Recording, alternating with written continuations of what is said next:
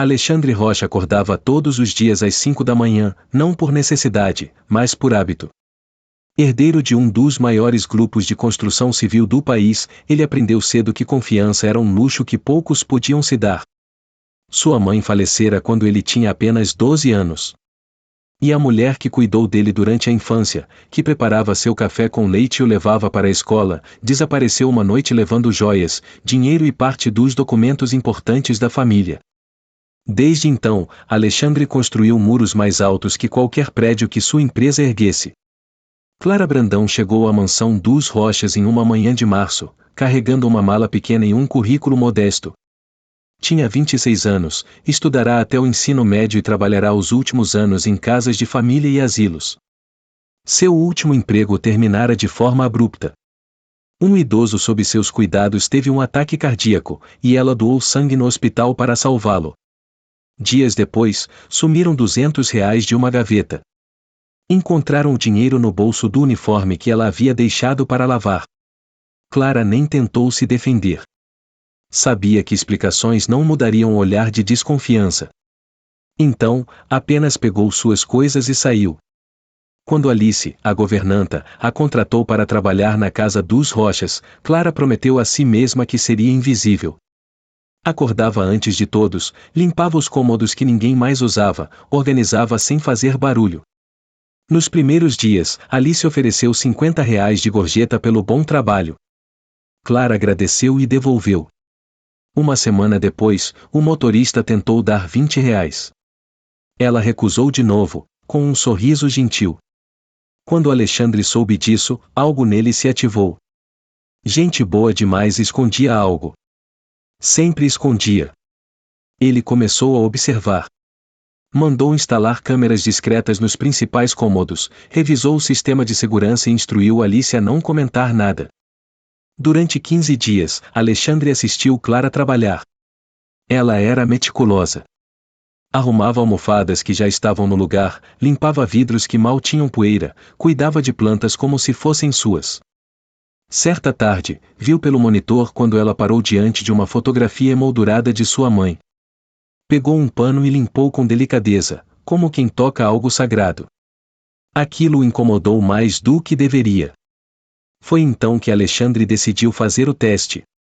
Em uma tarde de quinta, ele entrou na sala de estar, deixou a carteira aberta sobre a mesa de centro, colocou o relógio ao lado e espalhou 15 notas de R$ 100 como quem esqueceu. Depois deitou no sofá, ajeitou a respiração e fingiu dormir. Sabia que Clara passaria ali às 3 da tarde. Eram 3h10 quando ouviu os passos leves. Ela entrou. E ele percebeu pelo som que ela parou. 1, 2, 3 segundos de silêncio. Então ela voltou a se mover. Mas não em direção ao dinheiro. Caminhou até a janela, ajustou a cortina, foi até o aparador, trocou a água do vaso. Alexandre manteve os olhos fechados, mas seu coração batia mais rápido que gostaria de admitir. Então Clara se aproximou da mesa. Ele ouviu o farfalhar de algo sendo movido. Estava pegando o dinheiro? Mas não. Ela pegou um livro da estante e colocou em cima das notas, cobrindo o dinheiro como quem protege algo precioso de olhares alheios. Depois pegou uma manta que estava na poltrona e caminhou até ele. Alexandre sentiu o tecido macio sendo colocado sobre seu corpo. Sentiu os dedos dela ajeitando a manta nos ombros. E então, tão baixo que ele quase não escutou, ela sussurrou: "Vou obrigada por ter me dado essa chance, Sr. Alexandre. Vou honrar sua confiança." Ele ficou imóvel por mais 10 minutos depois que ela saiu. Quando finalmente se levantou, foi direto para o escritório e assistiu à gravação 3 vezes seguidas. Não havia dúvida. Clara Brandão era real. Isso o assustava, porque significava que ele estava errado. Talvez não sobre todo mundo, mas sobre ela. Nos dias seguintes, Alexandre começou a prestar atenção de outra forma. Não mais procurando falhas, mas vendo o que estava ali o tempo todo. Clara levava marmitas para os seguranças do portão. Consertou sozinha a torneira da área de serviço que pingava havia semanas. Deixava bilhetes na geladeira avisando quando algum alimento estava perto de vencer. Pequenos gestos que ninguém pedia, que ninguém via, mas que faziam diferença.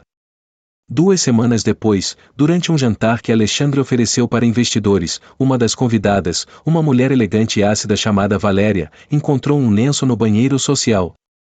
Ela saiu segurando o tecido como se fosse evidência de crime e anunciou para todos que aquilo era uma tática velha de deixar pertences para chamar atenção. Alexandre sentiu o estômago revirar. Chamou Clara. Ela desceu pálida e confirmou que o lenço era dela, que devia ter caído do bolso enquanto limpava. Valéria riu desdenhosa. Alexandre estava prestes a encerrar o assunto, quando Clara falou baixinho: "E não precisa se preocupar, senhor Alexandre. Vou arrumar minhas coisas." Ele percebeu que ela não ia se defender de novo. E então entendeu. Clara já tinha perdido tanto por não ser acreditada que simplesmente desistira de tentar. Foi quando ela começou a subir que ele disse, alto o suficiente para todos ouvirem: "Ela não vai a lugar nenhum." Alexandre pegou o lenço da mão de Valéria, devolveu para Clara e disse: "Acidentes acontecem. E quem nunca perdeu nada que atire a primeira pedra." Naquela noite, depois que todos foram embora, Alexandre pediu que Clara ficasse. Ele contou sobre a mulher que o criará, sobre a traição, sobre como aquilo moldou cada decisão que tomara desde então. E então, pela primeira vez em anos, pediu desculpas.